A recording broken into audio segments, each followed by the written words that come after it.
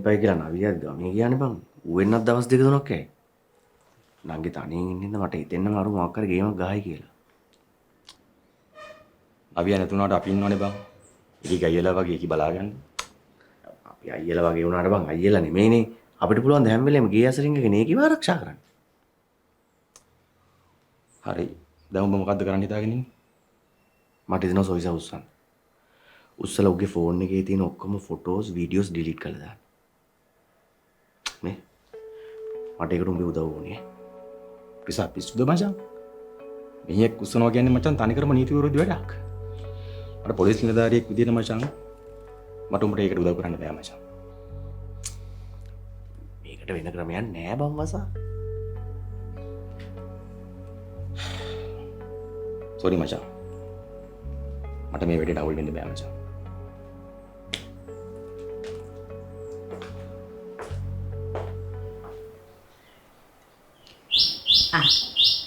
මේ කාලෙමු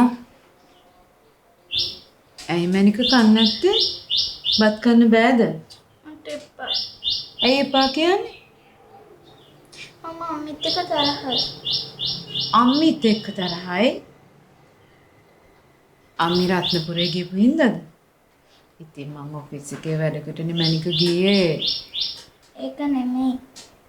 එහෙනම් අයියා මේ යාළුවට මාව අරගෙන යන්න කිව්වා. ඒ කිව්වේ සෙන්නු මොකද මේ අම්මට කරදර කරනවද ඔයා? පහුගිය ටිකේ ඔයා නැතුව මෙයා සංකාවෙන් හිටියේ. සංකාවේ?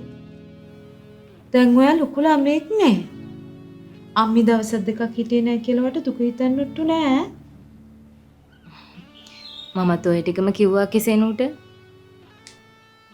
දැන් මෙයා වැඩි මාත් එක්ක කතා කරන්නේත් නැහැ. මොකක්ද අනේ වෙලා තියෙන්නේ? ටික දවසකින් හරි අයියක්කේ. සෙනු දැන් ඉතින් අම්මා ආවනේ පැටියෝ. ඔයා දුක් නොවේ ඉන්න ඕන හරිද? දැන් ඔයාට කන්න බෑද? මට බෑ.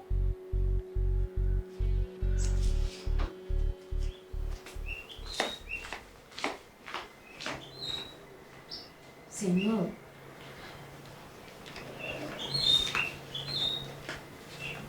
අනේ මැනික මෙන්න අහන්නකෝ. මම ඔයාට කිව්වනේ අර කතාව අම්මට කියන්න එපා. එයාට දුක හිතේනේ. එනිසා කියන්න එපා. හොඳ ළමයා.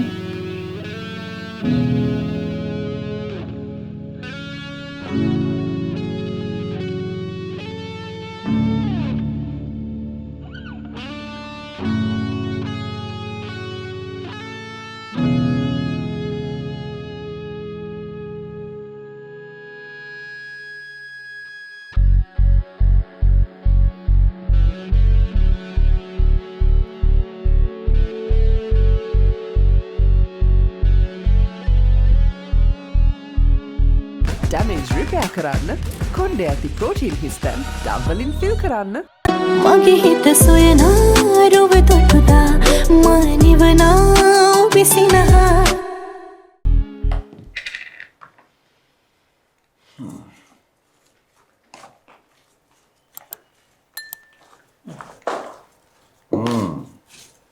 මං හිටියේ ඔයාට කියලා දෙයක් හදාගන්න. කනේ දැක්කනේ මට වගේ හිත කියවන්න පුළුවන්. කසාද නැන්දලා මෙච්චර කාලයකුත් ගිහිල්ලා හිත කියවන්න බැරි නම් තමයි පුදුමේ. මම මේ මෙච්චර කල් කසාද බැඳලා හිටියයි කියලා හිත කියවන්න බෑ. ඒකට හොඳ වයිෆ් කෙනෙක් වෙන්නත් ඕනේ.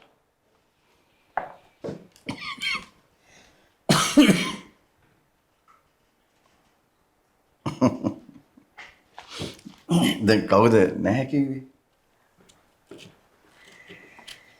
ඒ වුණාට සුමින්ද ඔයා මේ අච්චාරු බිස්නස් එකට මෙච්චර මහන්සි වෙන්නේ ඇයි කියන එක තමයි මට කියව ගන්න බැරි වුණේ තාම.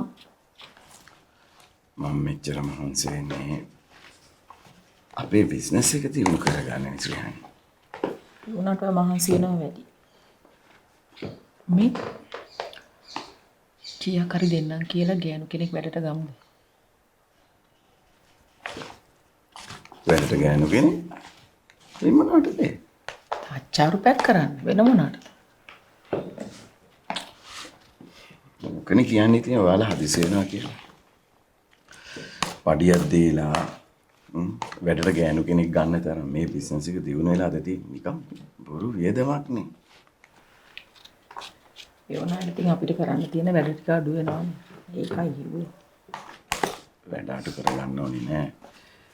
තියෙන වැඩ වැඩි කරගෙන මහන්සි වෙලා වැඩ කරන්න ඕනේ.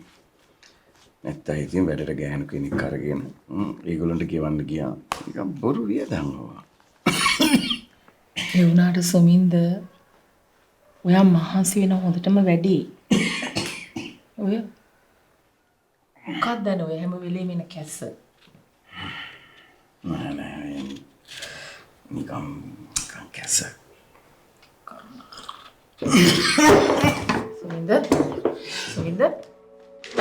සුමින්ද පුතේ වරුණ පොඩ එන්නකෝ. තාත්තට අමාරු පොඩක් එන්න. සුමින්ද අයි මොකද මේ ආරකින් වීල් එක කරන්නේ තාත්තට අමාරු. මොකද්ද මේ තාත්තා? යන්නකෝ. සුමින්ද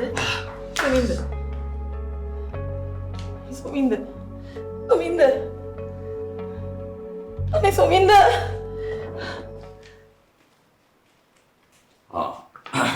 සමදවා තේත් හැදුවා. දැන් කෑව විතරයිනේ. අප්පච්චි පොතක් කියවන නිසා මට හිතුණා තේ එකක් හදන්න.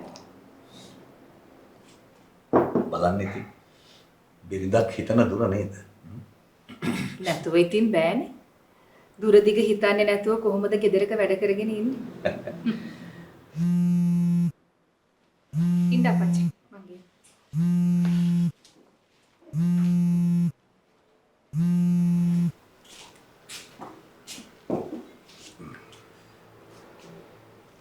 හලෝ වර්ණ පුතා කියන්න. මොකක්? දැන් හොස්පිටල් එකේ ඉන්නේ. හරි පුතා කලබල නැතුව ඉන්නකෝ. මයික් මට එන්න. මොන හොස්පිටල් එකේද ඉන්නේ? හරි මයික් මට එනවා. මොකක්ද අප්පච්චි වෙලා තියෙන්නේ? සුමින්දට අසනීප වෙලා හොස්පිටල් එකට ගෙනිහිල්ලා. ගෙදර කට්ටිය ටික කලබල වෙලා ඉන්නේ. මොකුත් කරදරයක් නැහැනේ නේද? තාම ට්‍රීට්මන්ට්ස් දෙනගමන් ඉන්නේ. මම කන්න කියලා බලලා එන්න. මම මේ දොස්යල් වහගෙන පරිස්සමට ඉන්න. මේ වෙලාවට තමයි කාර්ය එක වටිනාකම තේරෙන්නේ.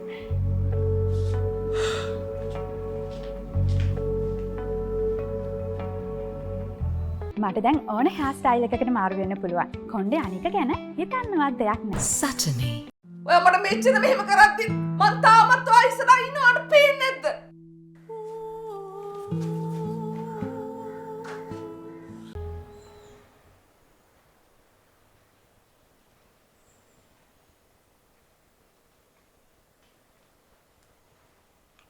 මැනිකේ මොනවද මේ උදේ පාන්දර බරට බරේ කල්පනා කරන්නේ? මොකුත් නෑ.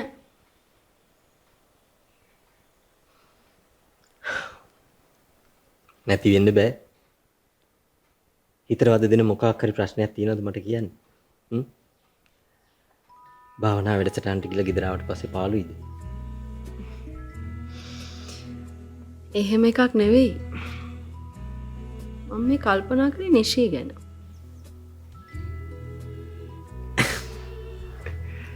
නිෂී ගැන? නිෂී ගැන මොනවද ඔයා කල්පනා කරන්නේ? මං ගෙදරින් යද්දි හිටපු කෙල්ල නෙමෙයි මං එද්දි හිටියේ. මට ඒ වෙනස හොඳට තේරෙනවා. ඇයි නිෂී නංගියට මොනවා හරි කිව්වද? එහෙම මොකුත් කිව්වේ නෑ. මුත් මට එහෙම එකක් පේනවා. වෙලාවකට ඔළුව කැක්කුමයි කියලා නම් කියනවා. පව් ඉතින් කෙල්ල. මේ කොළඹ කියලා ඉතින් එයාට කාත් කවුරුත් නෑ කියලා දැනනවා ඇති. ඔයා නැති දවස්වල ලේක නංගි හරියට නිෂි නංගිට එක දේවල් කිව්වා. ඒ පීඩනේ දරා ගන්න බැරුව නිෂි නංගි ටිකක් හුදකලා වෙන්න බලනවා කියලායි මට නම් හිතෙන්නේ. පව් ඉතින් කෙල්ල. මේ මට හිතෙනවා ඔන්න දැන් ඉතින් නිකින් අයියා අපහ මගෙන් පොත් ඉල්ලන කන්නේ. ඒ මොකද? ඇයි ඉතින් දැන් අයියා ආසම් පොත ගෙදර ඇවිල්ලා. ඒක නිසා. නිෂිනංගිටත් දැන් පාළුවක් නැහැ. මේක එක කයක ගහ ඉන්න පුළුවන්. ඔව් අයියා. ඇත්තටම හරියම පාළුවෙන් හිටියේ. හරි. කාලෙකින් මගේ තේ එකක් බිව නෑනේ. ඉන්න මන්තිය හදාගෙන එන්න. එපා. මට තේ හදන්න එපා. ඒ මොකද? මම පොඩ්ඩක් වැඩකට හන්දියට ගිහින් එන්න ඕනේ. ඔය දෙන්න බොන්න. මං එන්න.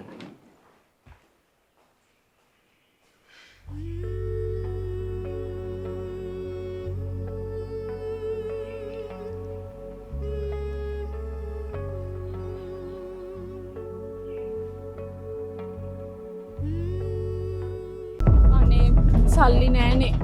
සල්ලි නැත්තම් මිස් මොකද බස් එක නැකි. අයි අහසින්නේහා පිනිබිඳු වැස්සේ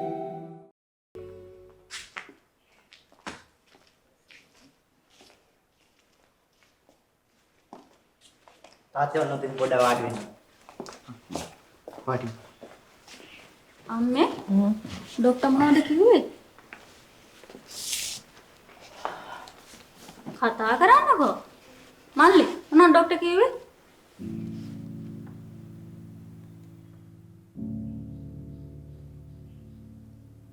මොකද මේ කට්ටියම නිකම් තුෂ්ණිම් භූත වෙලා වගේ.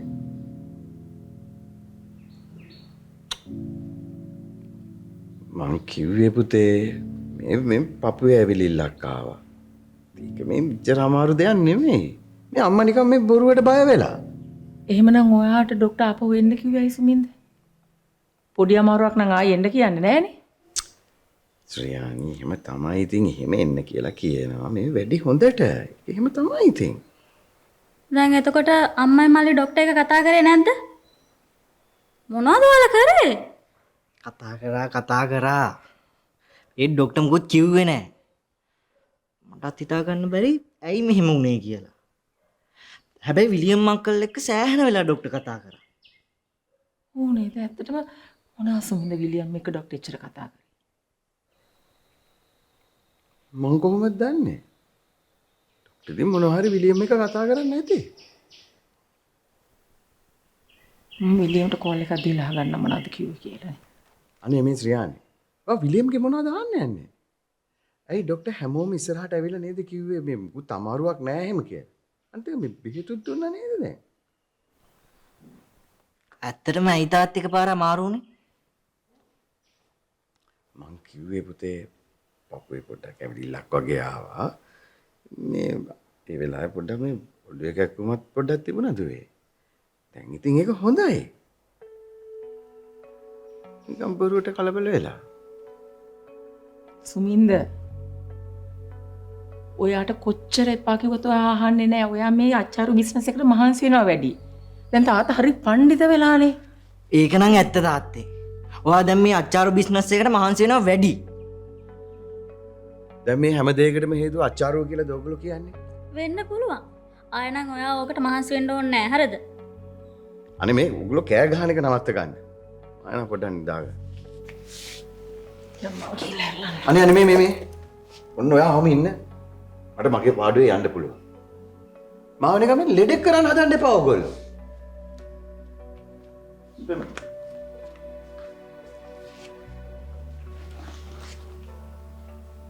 මේ මන් දන්නේ මට හරි බයක් දැනෙනවා. මට හිතෙනවා තාත්තා අපේ මොන හරි හංගනවද දන්නේ නැහැ කියලා.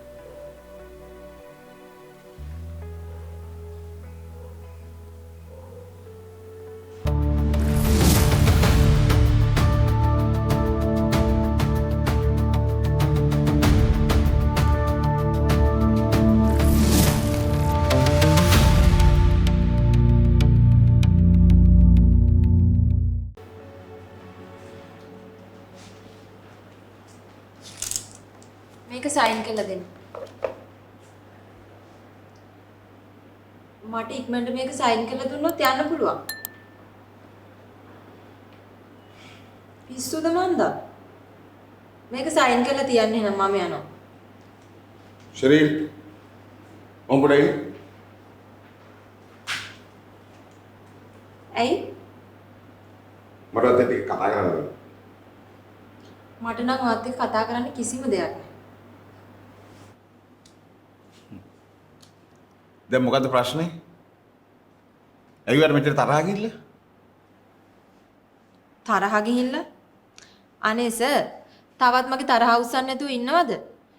සර්ම කියලා ඒකිට මේ ඔෆිස් එකේ වැඩ වෙන විදිය ගැන කියලා දෙන්න කියලා ආයේ ඔයාම කියනවා එයාට පාඩුවේ ඉන්න දෙන්නලු. මොකද්ද සර් මේ විහිළුව? ඒ කිසියට වශී අඳුනක්වත් කවලක් දන්නේ නැහැ. වශී අඳුනක් කවලා මට පිසුදු ශරීරය. මට එදා එහෙම පාඩමාරු කරන්න හේතුවක් තිබුණා. හේතුව?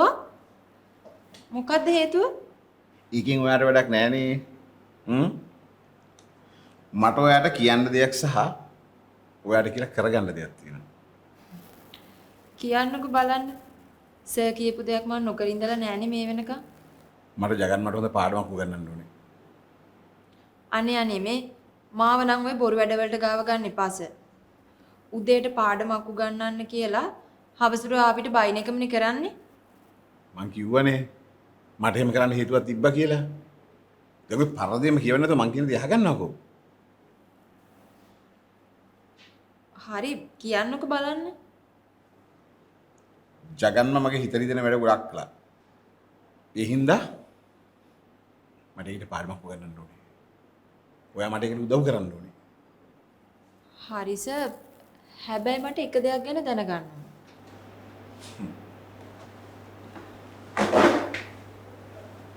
මොකක්ද? සර් ඇයි ඔච්චරටම ජගන්ම එක්ක තරහ ගන්න හේතුව? ඒක මම අර පස්සේ කියන්නම්කෝ. ඉස්සෙල්ලා අපි මේ වැඩේ කරලා ඉමු. මම ඉස්සෙල්ලාම මගේ ඔළුවේ තියෙන ප්ලෑන් එක ඔයාලට කියනවා. ඊට පස්සේ හරි පරිස්සමට අපි දෙන්න මේ වැඩේ කරමු. හරි සර්. කියන්නකෝ බලන්න. මෙහෙමයි.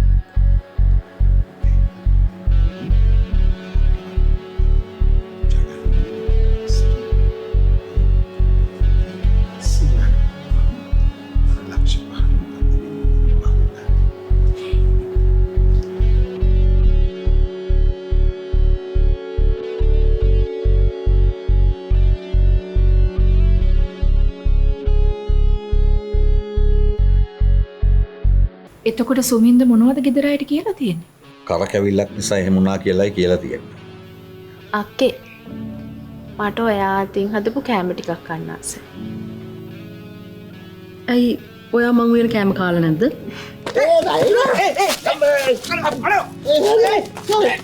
මං කෝල් කරපු හැම වෙලාවකම මම කිව්වනේ සෙනු ක්ලාස් ගියා කියලා.